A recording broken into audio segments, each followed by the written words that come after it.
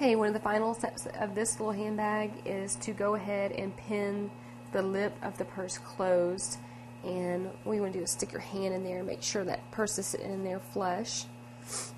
And if you'll take a look right here, one side of the seam is laying this way and the green side is pointing that way, and that's a good idea. So when you feel it, you know it's evened out. So I'm going to go ahead and turn this in, and I'll turn this one in this way.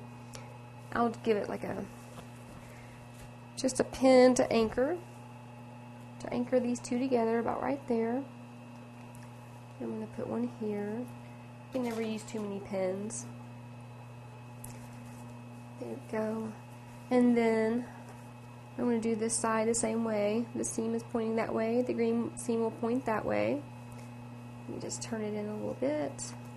Turn this one in.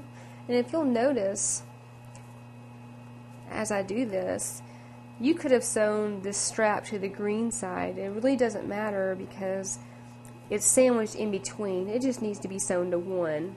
You know, if we sewed them to both, of course, we wouldn't be able to flip it out because they'd be sewn together. But you just sew it to one side, and it looks like it's sewn to both.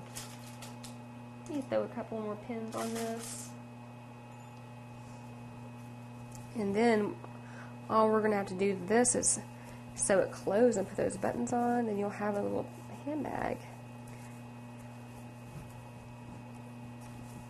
Okay, let me steal that one. I think one more will do. It's so small.